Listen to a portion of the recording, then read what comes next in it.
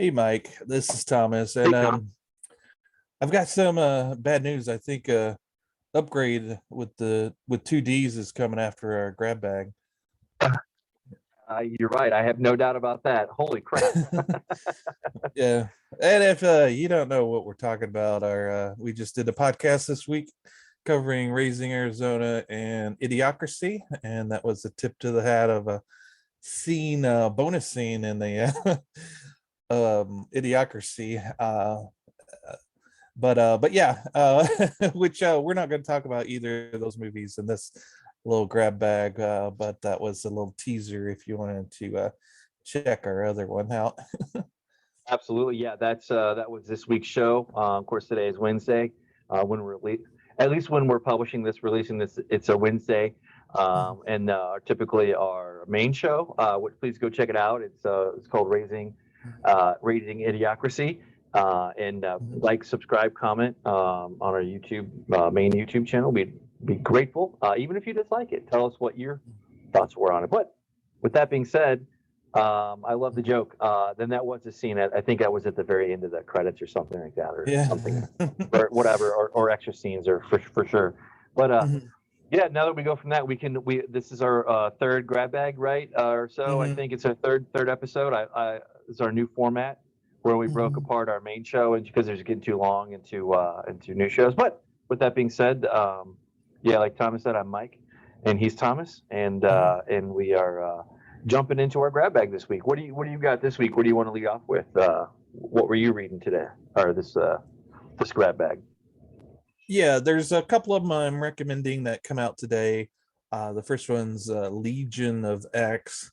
It's one of the many X-Men titles that are out there. What stands out to me for this one, the writer Simon Spurrier, he's I believe he's a Scottish writer, maybe he's just British, but he's a British comic writer. He's really good. He's done John Constantine Hellblazer comic book in the past. Okay. He's done a couple of limited series for Marvel, and Marvel never tells you if, well, for the most part, doesn't tell you if it's a limited series or not. So I don't know if Legion of X will be a continuously ongoing series, but yeah, it looks to be. In this stars Nightcrawler, one of my favorite X-Men, and he's paired with Legion, Charles Xavier's son, that's a little crazy, and he has Pixie, Juggernaut, and they also say that there's some other people, but the thrust of this, there was a mini series they did previously to this that starred Nightcrawler, and it was basically his struggle on Krakoa with the idea of justice and what that means with a group of people that are pretty much immortal, and that if they die, they could be brought back through the island, and in the whole death and the idea of death, and the morality of what we do if they could come back to life, no matter what they do or kill. What does it all mean?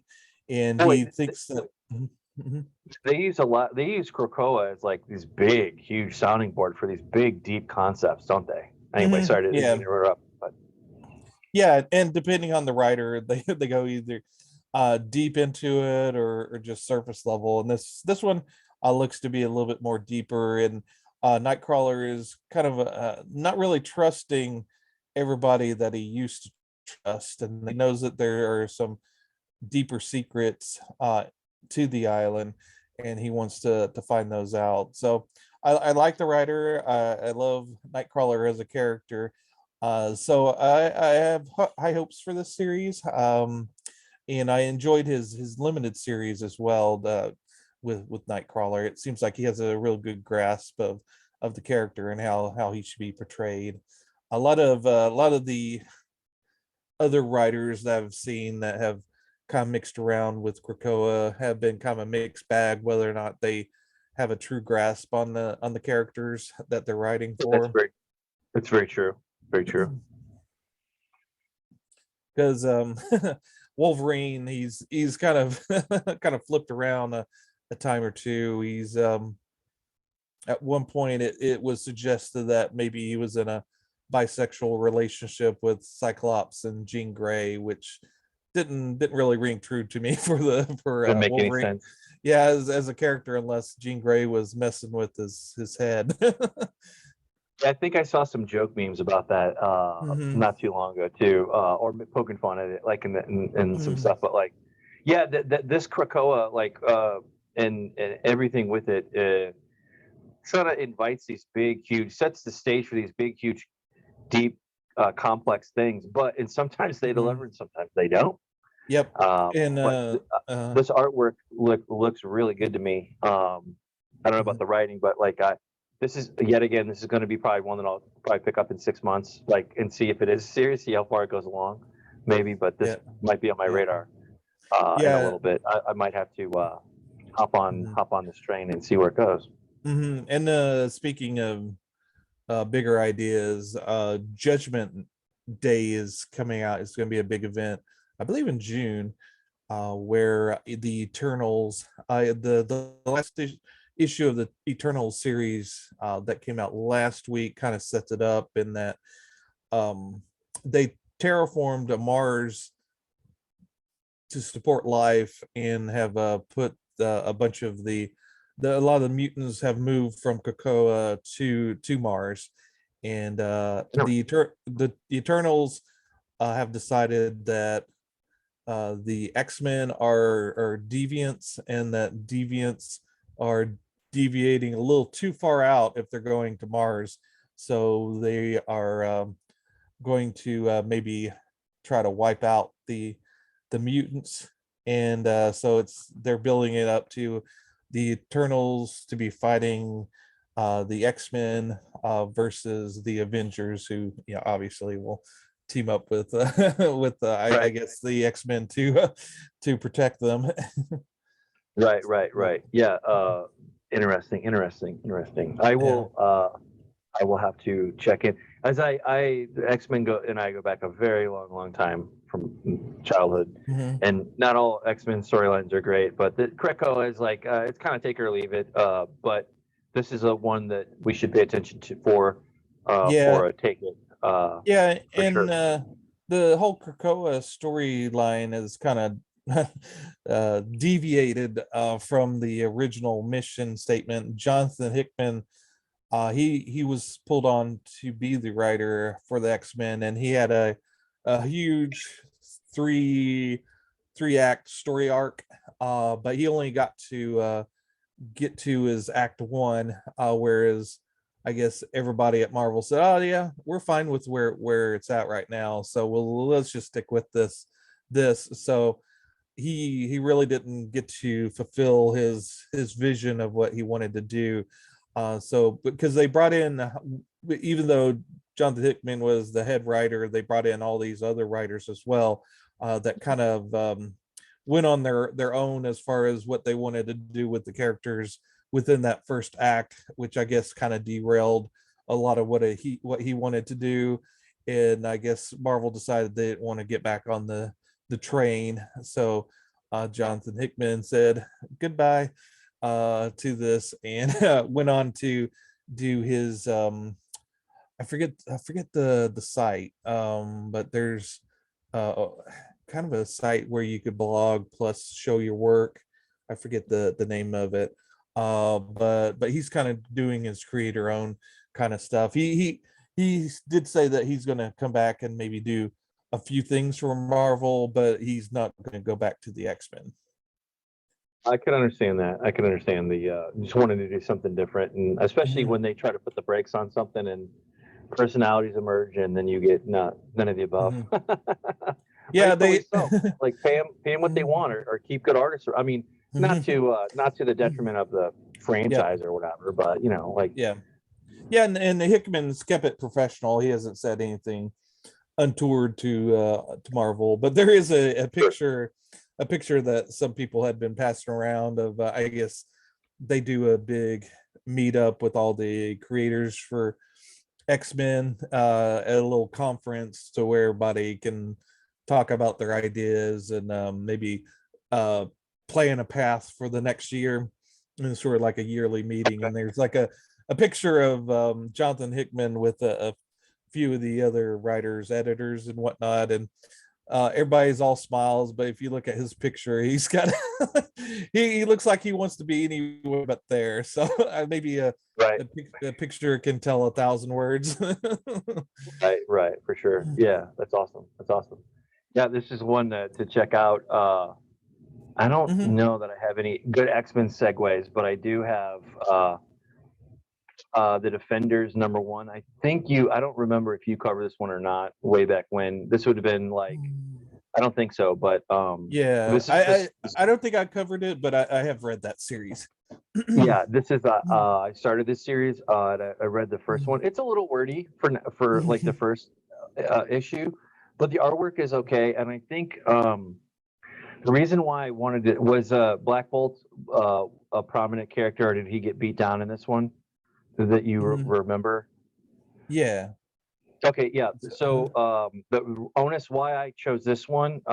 So as everybody knows, like the new Doctor Strange movie's out, and I don't believe Thomas or myself have seen it, but and it's not giving anything away really, but there's a character that shows up there called Black Bolt, and I won't go into the whatever, but basically I watched I had to catch up on my storylines, and I found out that like the Black Bolt kind of gets his butt beat on just about everything he's in. It's kind of a trope.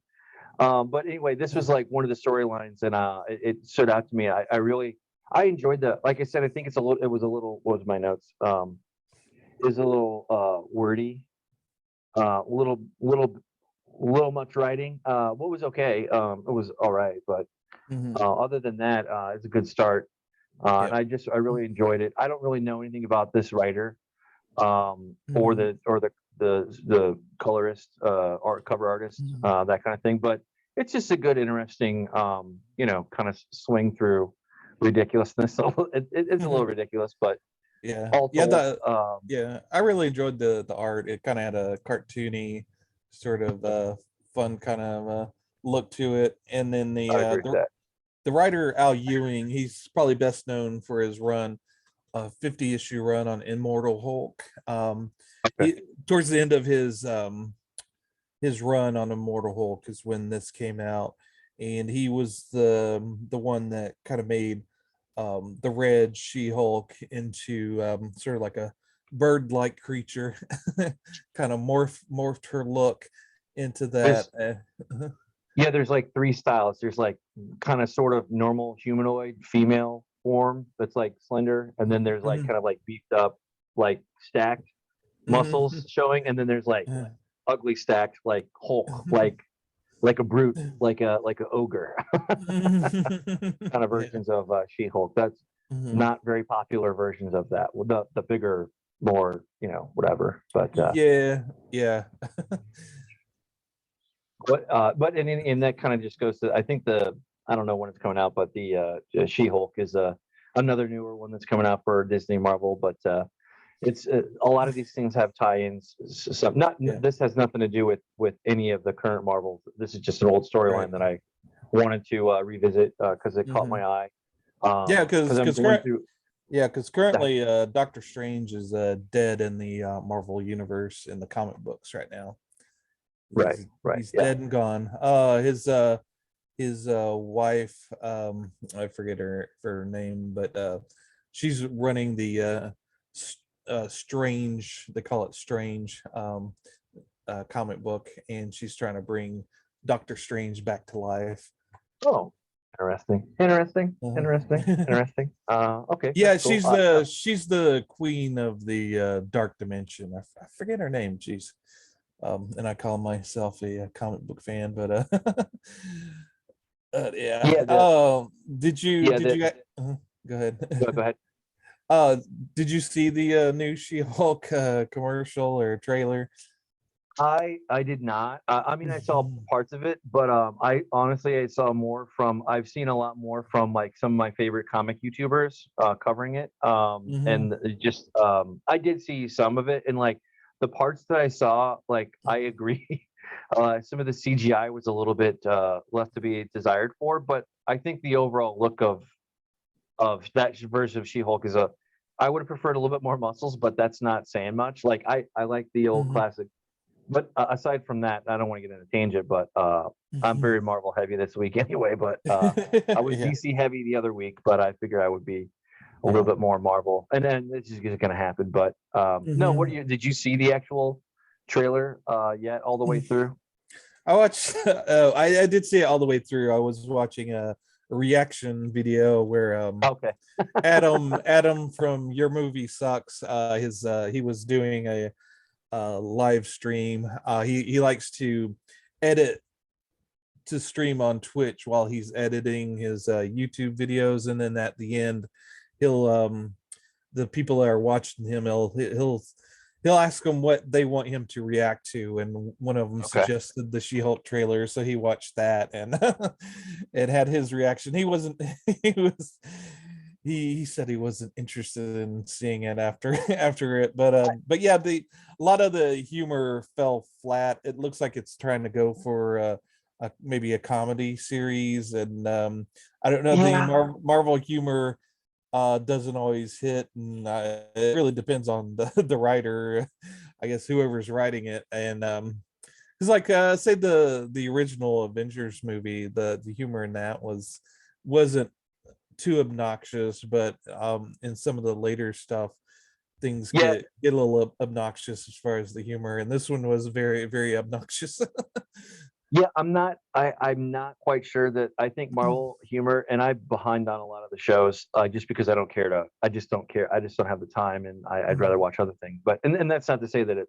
I'm not. That doesn't say anything about the whatever. But 'cause I only have so much time in the day, but Mhm. in week and month, just like you do. But Yeah, yeah.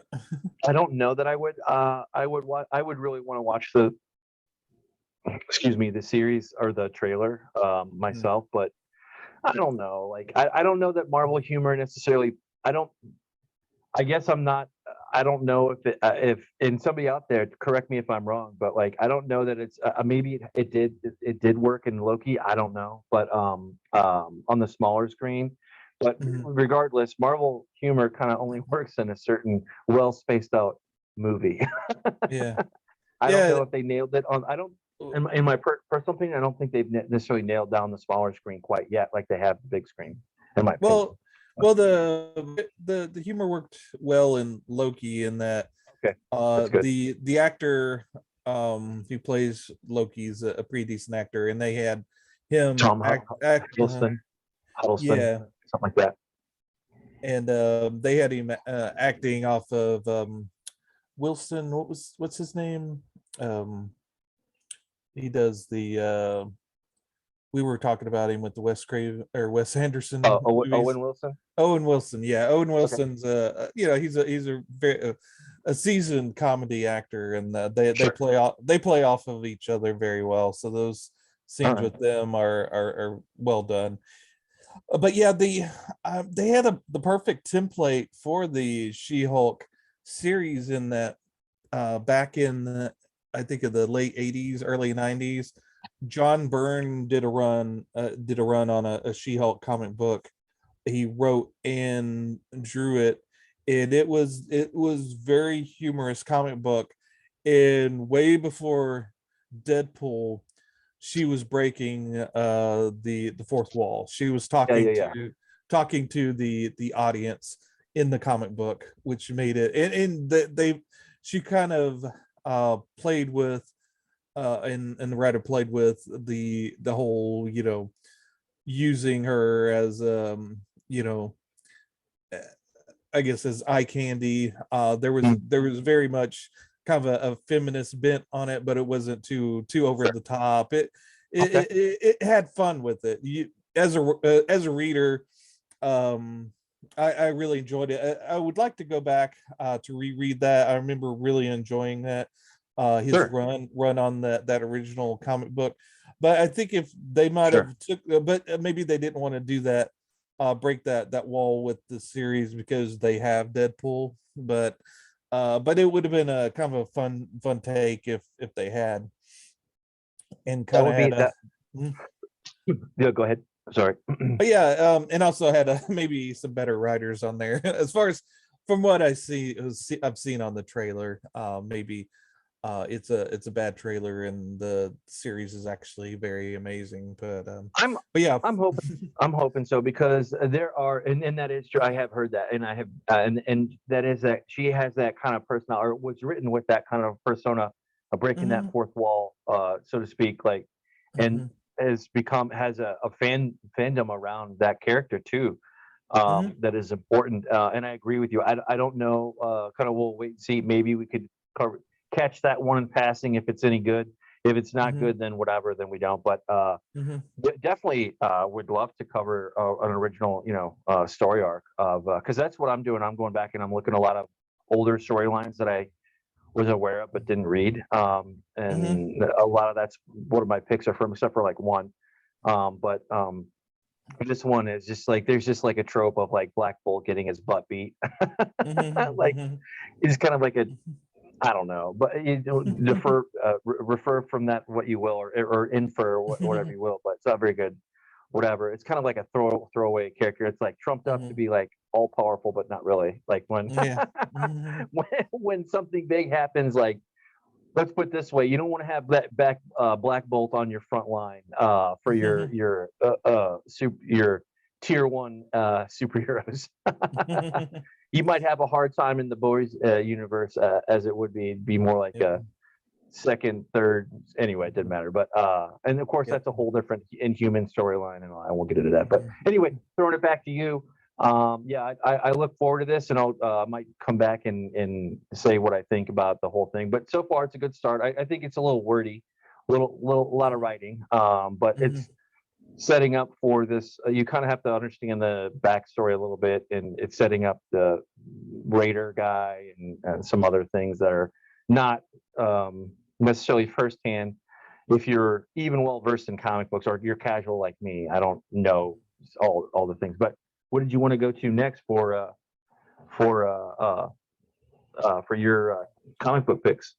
the next one that comes out this week is the Batman one. The let's see. Yeah, Batman Batman #1. Fortress. Yeah, Okay. Fortress. It's going to be a limited series. I don't know how many issues, but the reason why I'm recommending this one is the writer, Gary Whitta. He's a novelist. He's also written some screenplays. He wrote Rogue One, a Star Wars story. Really? Yeah. Huh. And Awesome. so and just the description of it intrigued me. So yeah, I know this is the umpteenth Batman series that have come out. There's like at least 10 every month that come out. That's Batman or Batman adjacent. But and the reason why is that Batman sells very big for DC. So Nice. and it continues to. So why not? Absolutely.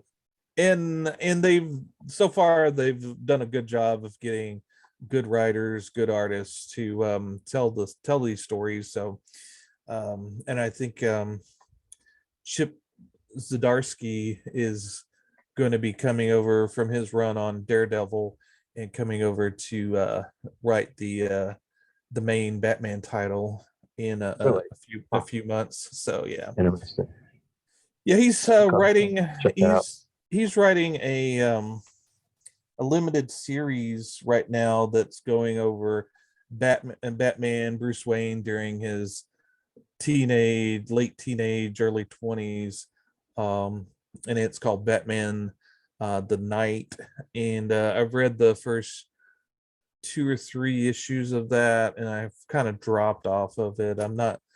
Wasn't Okay. a huge fan of it, so I'm not sure about his run on Batman. I loved his run on Daredevil, But some writers are very good on one character and aren't that great on another. So so who knows? All right.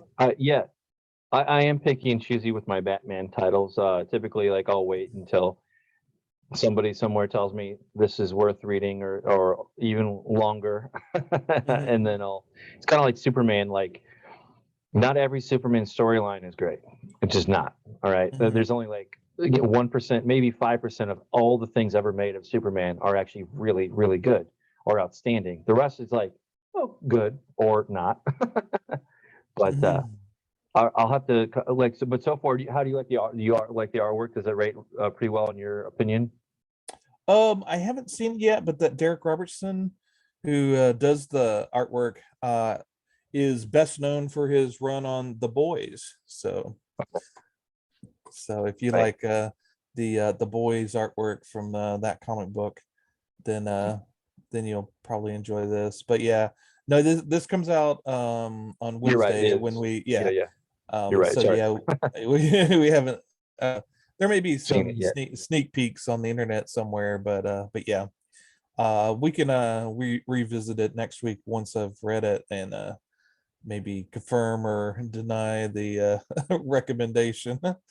But yeah, it's one of those that you could if you go to the comic book shop, you could flip through and see whether or not you are interested in picking it up. We could see if it's breaded or unbreaded. A little shout out Yeah. to a little Easter egg there. I'll drop, but I'll leave it there. That's cool. Cool. Yeah, I always look for a good Batman storyline, but not all. But it'll be interesting. I'll have to. I might circle back around in a month or two, whatever. But unless you tell me like, hey, it's great or whatever. But Yeah. cool, cool. Yeah. Moving on from that, unless you had anything else, I can jump into my second pick. Yeah, go ahead. Uh, yeah, I had never read this storyline. This is an older one, and I've only read the first one. What if Age of Ultron? And essentially, it's an alternative to some things that happen, and it's kind of like the rise of Ultron in another way, I guess.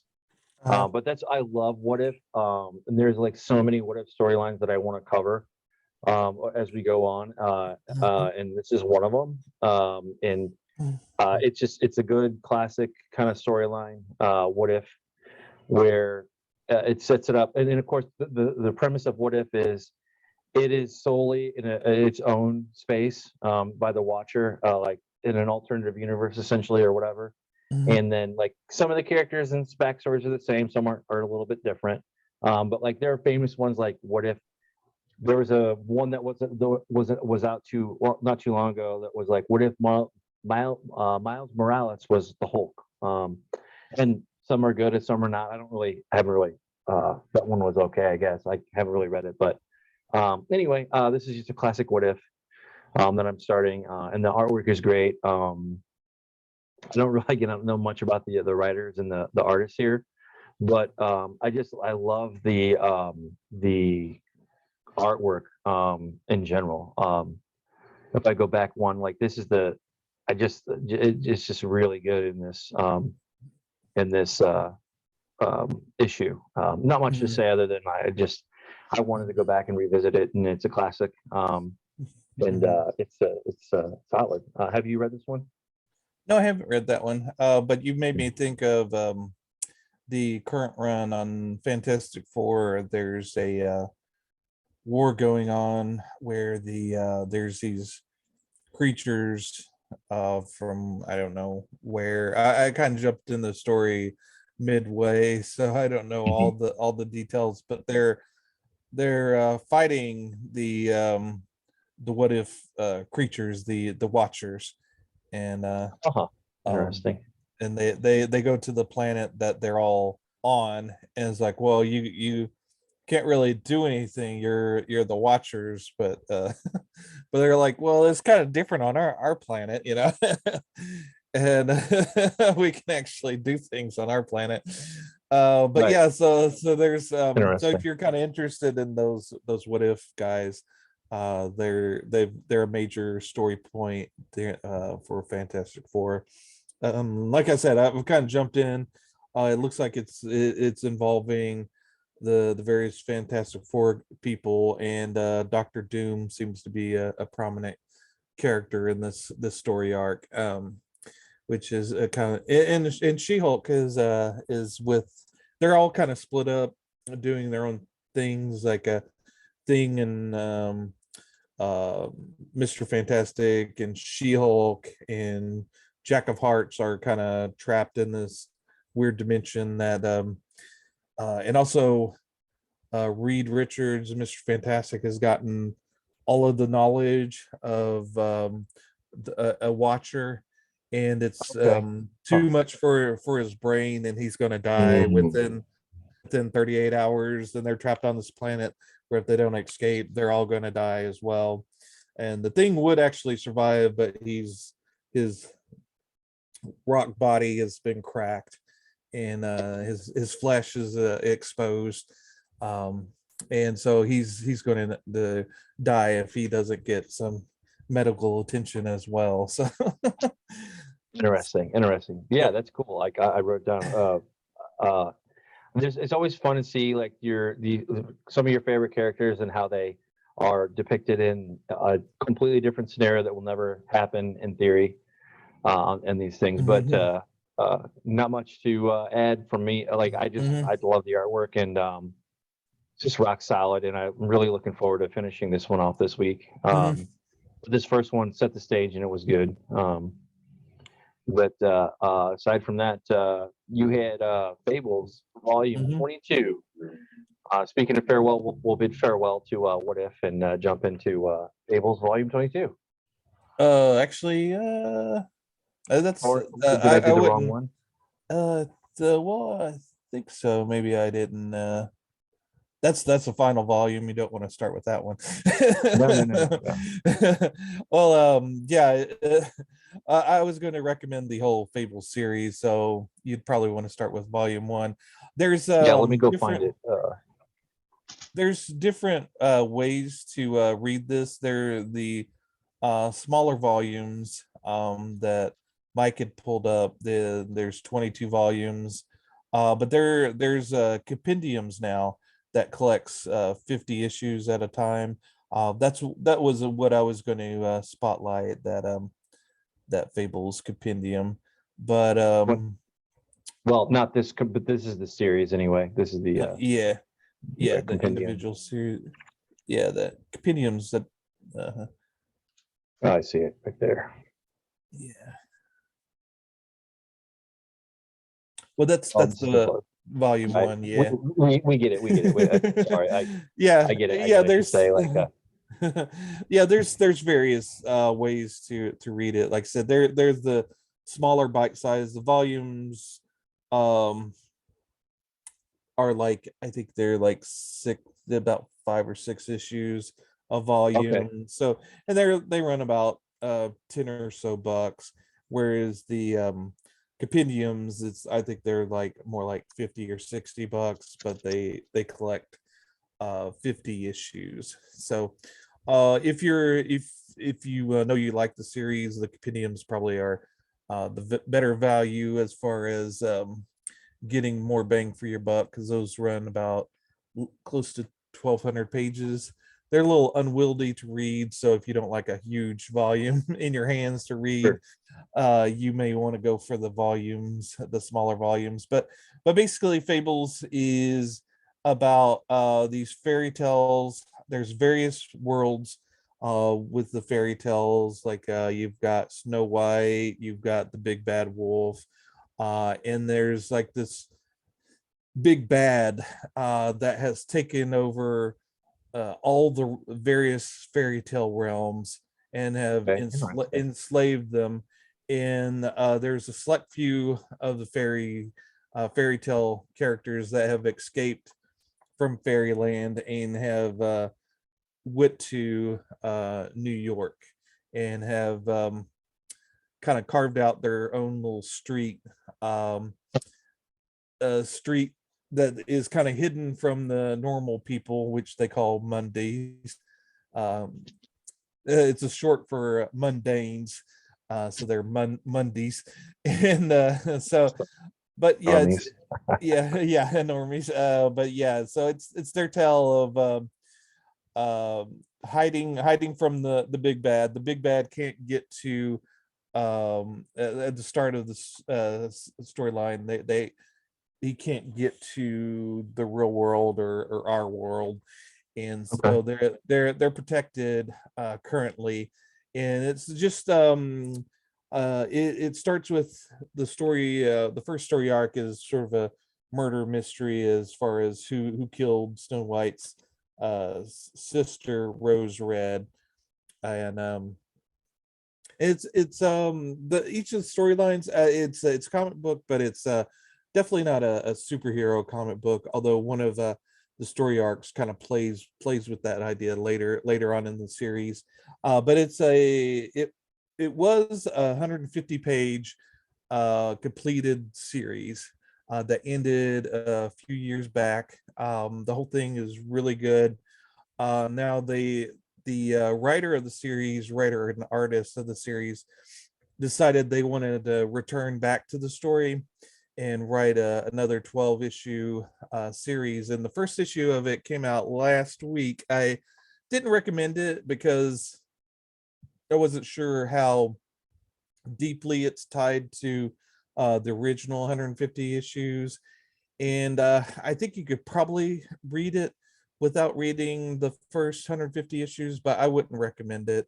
The part of the joy of me reading this new series is going back to those same characters that I was familiar with from the previous Right. volumes, and you'll spoil that whole 150 issue story arc. And Fables Okay. is one of my favorite series. I missed out on it when it originally came out. I thought it was kind of maybe a silly idea with the fairy tale characters, Right.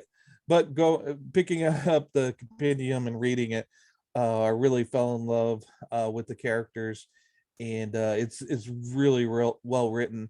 And you would think with modern mindset of things that this new series would be starting over with number one, but it's not. It starts out with issue 151, which was a Oh, very nice that.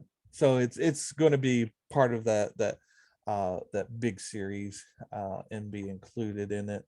But yeah, there's a the reason why I got into this, to be honest, was there's a video game that came out, sort of a one of those choose your own adventure ones that was that was done by the people that did Walking Dead. Uh, that was based on this yeah, universe or this. Oh, that's yeah, what yeah. I was thinking if the two were connected. That's awesome. Yeah, Hmm. I was gonna say there's also like a TV show called Once Upon a Time with Robert Carlyle, who's a famous sci-fi actor, Hmm. kind of sort of, but it loosely aligned with like fairy tales and the Hmm. reality and fractured kind of things. Yeah, But that's cool. Like so did you were you a big video game fan of that one of that game yeah. Fable? I think it was called Wolf Among Us, I think it was. Okay. I forget the exact name, but yeah, I kind of enjoyed the video game. I was like, well, these characters are kind of cool, so I decided to. That's what got me to. Oh, not Fable. Got that one. Okay. No, The no, Wolf no. Among Us. Yeah, Okay. yeah. The Wolf Among Us. Yeah. Okay. Very cool. Very cool. Mhm. Yeah, Awesome. yeah, and that kind of focuses on the Big B, which is the big bad wolf from the Little Red Riding Hood storyline. But You like this? he This is a recommend too as well. oh yeah, definitely. Cool. They're working on a sequel Yeah. to this. I don't know when it's gonna come out, but the company that originally did this folded. They also did a Walking Dead one, and Hmm. it's they Played they that kind of one. got I played that yeah. one. Yeah, they decided to do a Game of Thrones one, a Batman one. I think they got buried under the various license, and I guess they didn't probably do as well as they thought they would. So the original company kind of crumbled, and I think someone said has picked up the Robert Kirkman's video game line has bought him out, and that has bought out Telltale's, which is that company, and is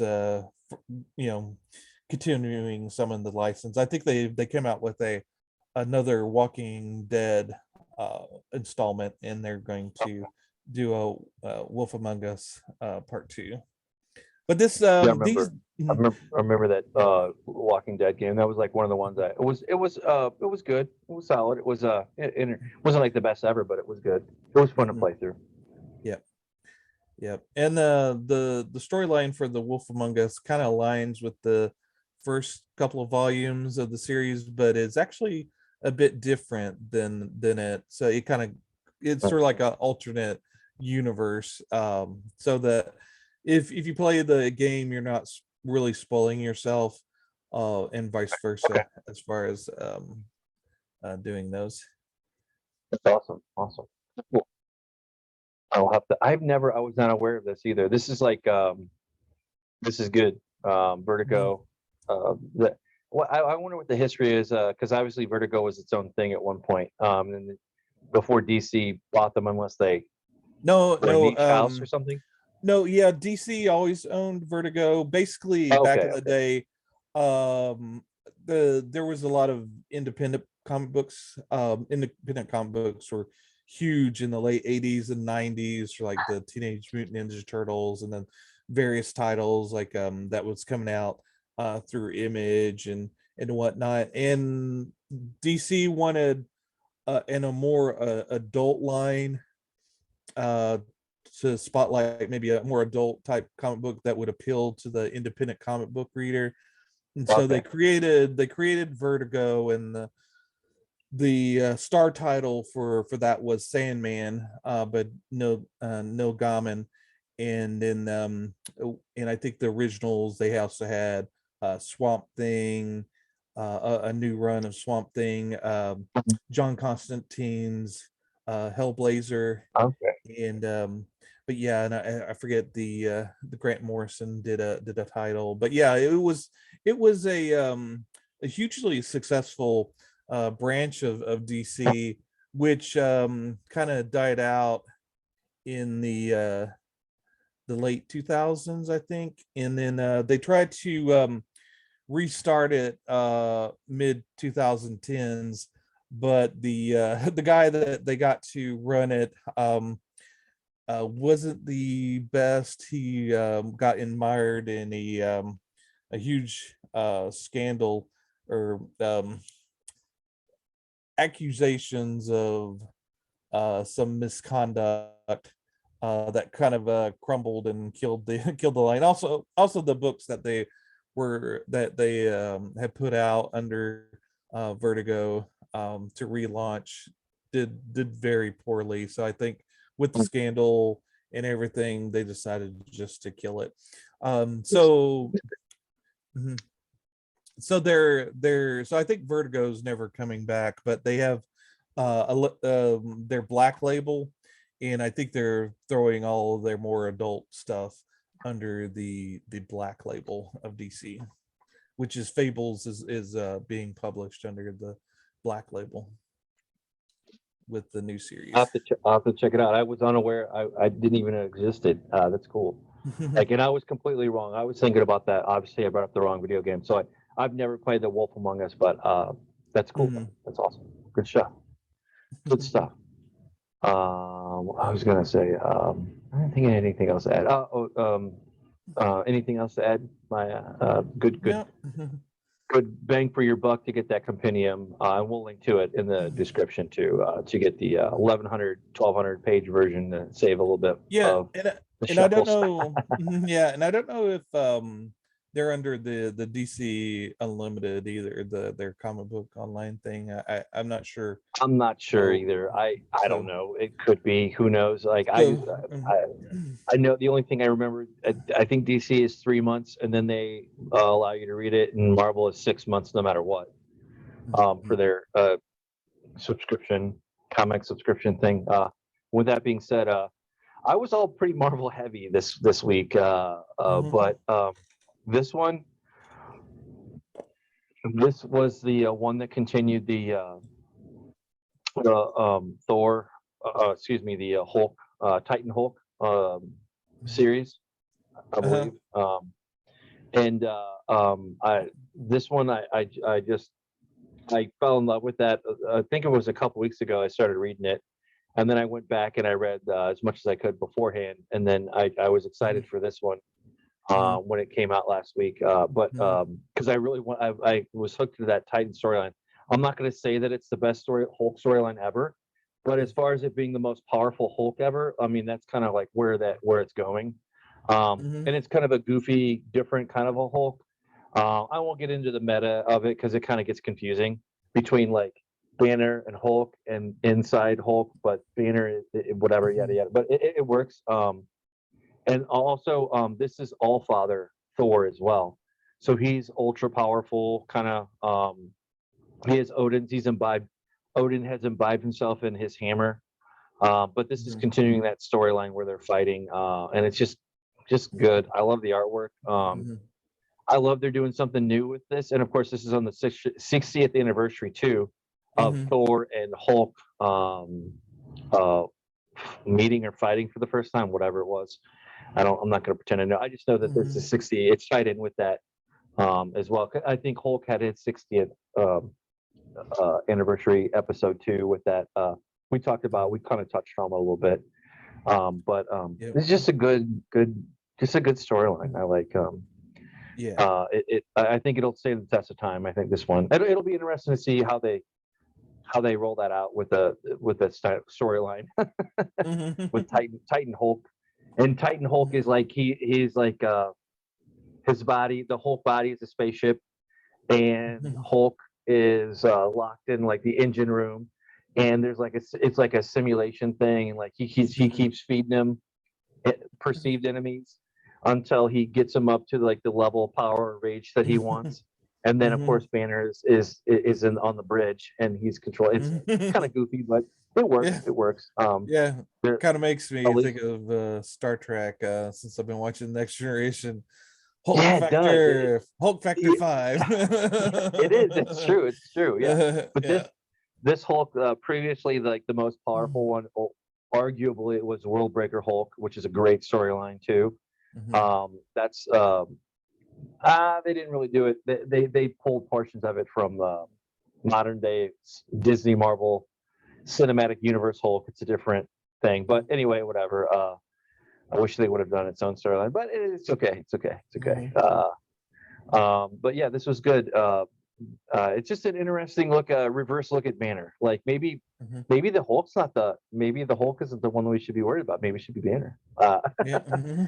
Playfully kind of lays down that narrative, but I think that's one of the things that makes Hulk interesting is the whole Dr. Jekyll, Mr. Hyde aspect of the character and how that interplays. But yeah, this series, I'm in the middle of it as well. It's like you said, it started last week with a Banner of War, and then this is part 2 in Thor, and then part 3 is going to be in the next issue of the Hulk, and it's going to kind of bounce back and forth until it completes, which is good. I like when they kind of contain it to a couple of titles. Marvel likes to do these huge events that spans several issues of several different titles, also have its own banner title, and then also have spotlight issues for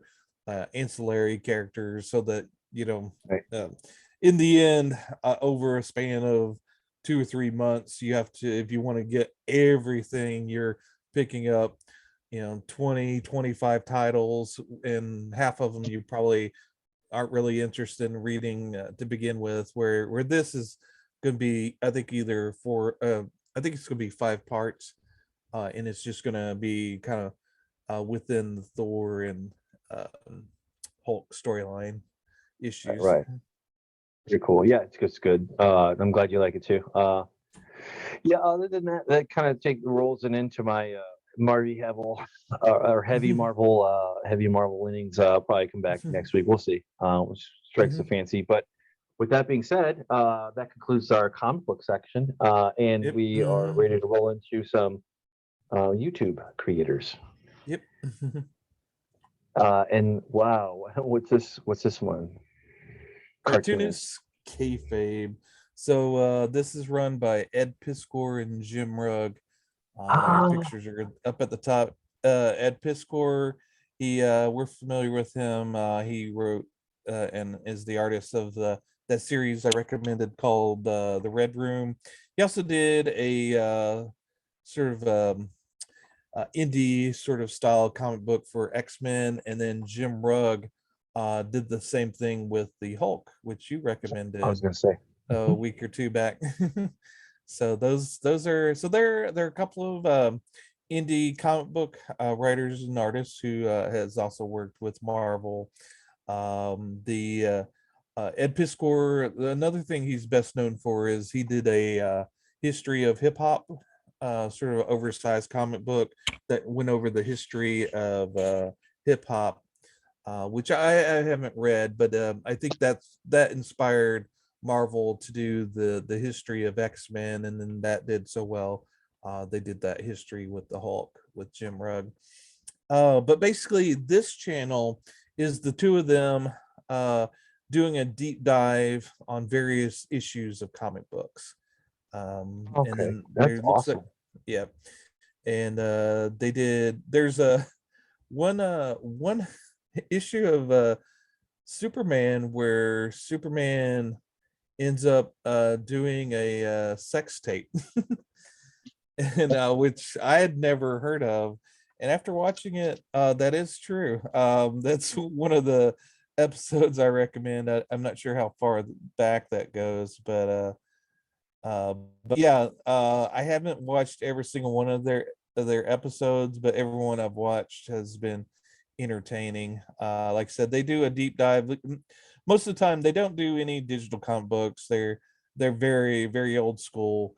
They go through and buy back issues, and it's almost always a back issue that they're thumbing through. But basically, they have their little table there, and they pull out the comic book and go through page by page and kind of do their little commentary on it. And they also talk about, if they had originally read it back in the day, they'll give their impressions from back then and current day. But they have a similar kind of vibe and thought process on the comic books. But they're very laid back in their commentary, but they are humorous guys, so it's kind of fun just to listen to them. And even if it's not something you're all that interested in, just hearing them talk about it and their enthusiasm for what they're talking about kind of pulls you in. It's awesome. Yeah, this is exactly what we're talking about in our main show this week. Excuse me. Apologize. Yeah, like we're like some movies you just want to have a director's cut or commentary, and this sounds like this is kind of like that for comic books. That's awesome. Yeah, good, definitely. Good catch. Awesome catch. Yeah, I've been been meaning to recommend this because we've been kind of dancing around this channel for a little bit. That's awesome. Yeah, that's a definite recommend for sure. That's awesome. That's so cool. Like, especially when you have friggin' giants like those guys, they can actually talk to, like just like sometimes Kevin Smith will wax poetic on something, and for a while people gave a crap about what he said. It's kind of diminished over the years, but other than if you're a super fan. But yeah, that's cool. Anything else to add? No, just that the it's interesting because like you said, with Kevin Smith, he has written some comic books, but he's not really an insider comic book guy. So he's more or less like just a fan of the whatever, and it usually ends up crying about what he's seen. But with Ed Piskor and Jim Rugg, they're comic book creators through and through. And but they're also lifetime fans of comic books too, so it's a interesting perspective. They give a unique perspective to what they're talking about, and a little bit more weight than say if we did the same thing. Yeah, I definitely would want to hear what they have to say, for sure. And yeah, that's a good point. That's a good. Kevin Smith comes it from the fan, Mhm. from the fan's point of view, or comic book shop owner. Like he had, I don't know, he had a show or something, or I think he has a YouTube channel. I don't know, but like I kind of caught part of his podcast. This was several years ago, and I didn't hang on Mhm. to it because I just wasn't interested. But not to say that it sucks or anything, but like I just, whatever. But the important part here is like this is a group of guys that if anybody you should hear or listen from, it should be Ed Biscore and Jim Rugg for sure, for Mhm. damn sure. Mhm. They carry a lot of weight, and I didn't even know this is so cool. This is why I love YouTube. You find little Mhm. things like this, like where it's just you and them, no middleman, no in between, like Right. just their shot. And with that rolling into mine, I have followed this one for a long time, like before when they had 50,000, I think, or tens of thousands of whatever's when I started subscribing. But they are the Templeton Institute, and basically they go through different sci-fi in other known universes, and they'll do nerdery, and they'll talk about the ships or the order or they'll spotlight a character or organization, like they'll do the Galactic Empire, or they'll do United Federation of Planets, depending upon the universe. They Mhm. might do different ones. They'll do all kinds, like video game, like anything sci-fi related. But I really love their Mhm. content. They have their own kind of thing, like where they're temporal agents or something, that like where they're just kind of Mhm. like watchers essentially, and they'll Mhm. just kind of break it down like that. It's kind of it's like their shtick, but it works very well, and it's only Mhm. grown. It's just 100% fan made things. It just kind of covers like what and if you wanted to go in depth on anything, whether it's a fictional organization or a ship or something or a character even, Mhm. they'll just do all kinds of different cool takes. It's just cool from that standpoint. And again, this is like kind of like going into finding all these little YouTube channels that will like just take that love of the thing and then they'll expand on it, and they do really good work. But very high quality. Um, That's cool. so just Yeah. recommend them, like just for nerds, and like I'll just read like investigates alternate worlds. Essentially, that they're like sliders meets watchers, I guess. What would be the thing? Mhm. But just interesting. Yeah. That was my shtick. Yeah. But and with that Yeah. being said, I don't have anything else on my plate. I think our plate's empty, just about. Mhm. Any other surprise ones or anything like that? I don't have any on my mine to No. pull out or whatever. No. Yeah, as far as things coming up, there's always, I guess, Obi-Wan that's coming up, I guess, in Just a next week week, maybe. or yeah, I think so. So we may talk about that. Let's see, May 27th looks like the premiere is, so in another when we record this, 5 days, but I guess it'll be in a couple of Yeah. days once it's published here on YouTube. But yeah, I Sick. haven't heard very good as far as advance word on it, but I'll give it a chance. You know, usually the good thing about the Marvel shows is that they're not overly long. The Yeah. when you watch something on Netflix or something, those episodes usually run a full hour or close to it, whereas Marvel shows tend to run about 40 minutes. So, the other thing I was going to say is I don't know if the trailer's out, but they're talking about doing a new season of Daredevil on Disney Plus. Really. That could be interesting. It looks like they'll be I bringing back the cast. Are they bringing back the original Daredevil? Because I had heard, I heard, not rumors, but headlines or like little side talk that they might not. But I wasn't. But that was in Oh, passing, really? and I didn't really pay attention to it. But I Hmm. don't know. Like I don't know that for sure. But if they do, that would make sense to me because Charlie Cox did such a good job. on Daredevil in general. Like, I don't know if this is talking about, okay, reboot confirmed, whatever. Okay, this is from this week. Interesting. We'll see. I hope they do bring back the same. I hope what I saw was probably incorrect anyway, but it's hard to keep up sometimes. But yeah, we'll see. I hope that they don't do. I hope that they don't do what they did with.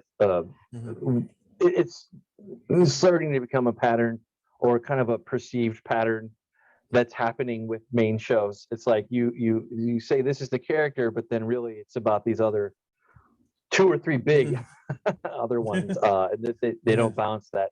We'll see. I don't know. Like I've heard that, like even the most diehard forgiving Star Wars fans that I follow that are not into the culture war side at all, they avoid it at all costs. It's about even they have, like, one of the two are having a hard time because they make their money for the rumor mill, like they talk about it, because you can't talk about Star Wars all the time, but you have to find hooks, obviously. But they actually, you can. That's completely false. You can talk about it all the time and make a fandom, but having obviously that was an incorrect statement. But we'll see. I don't know. I'm kind of like with you, like arm's length, hold it out and see what happens. We'll see. I don't know. My heart's been broken so many times from this. It's whatever. Okay, cool. I'm excited for this though. I enjoyed this very much on the Netflix side. Some of the more like the ones that didn't quite pan out. I still have yet to finish Punisher season 2. Yeah.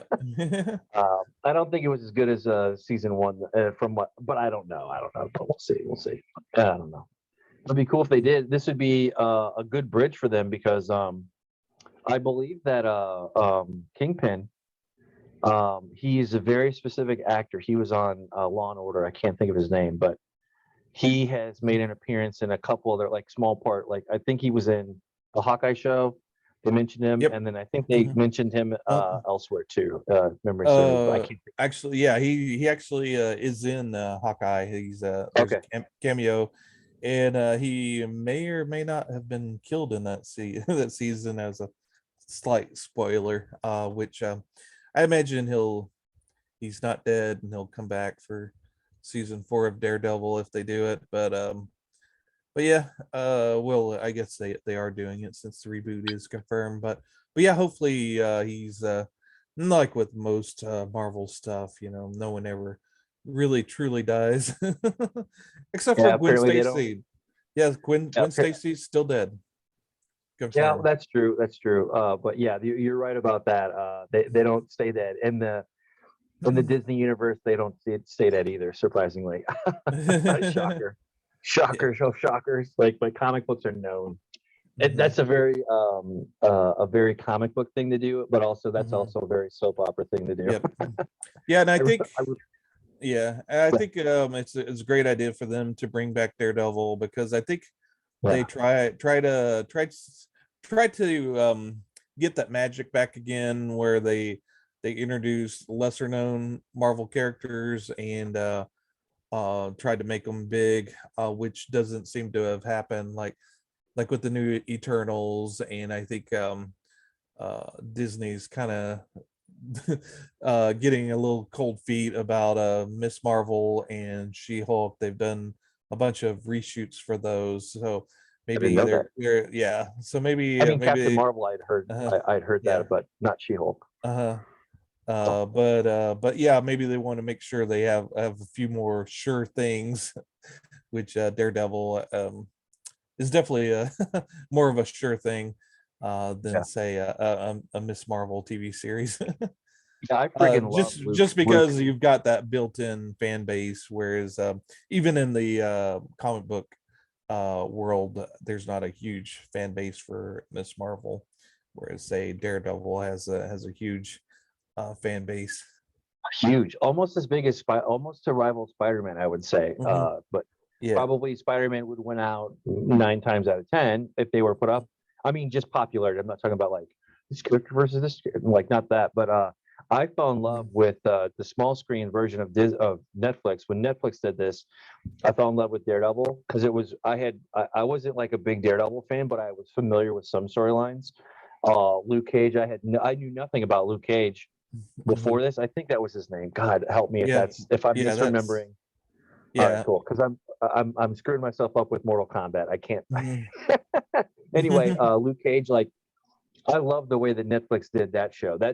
I loved it. Some people didn't like it, but I love it fit. They did everything right on that, and the Punisher as well. I was really pretty much Punisher season 1 technically was Daredevil season 2. But anyway, I digress. But they did it. They did. Netflix did a good job. The Iron Fist was okay, I guess. I watched it. I enjoyed it, but other people didn't like it. But that's okay. Yeah. Anyway, these are good ones to like watch out for this week and in the coming weeks. I definitely am. I definitely am looking forward to hopefully, some of these things that are big. This next one's pretty huge it's probably the biggest. It's probably the most anticipated one to date for Obi-Wan, at least pent up demand anyway. But we'll see. We'll see how well they milk that one. But with that being said, this has been. Where are they gonna wedge in Grogu? I don't know. I fell off a cliff after the Boba Fett one. Like I kind of fell off a cliff and I whatever. I know enough about the storyline to know like what memes are funny for that week. Yeah, let's put it that way. But with that being said, this has been the first, the last, the Nerdom. This has been our grab bag, and this has been Mike. Yeah, this is Thomas. See you guys. See you later.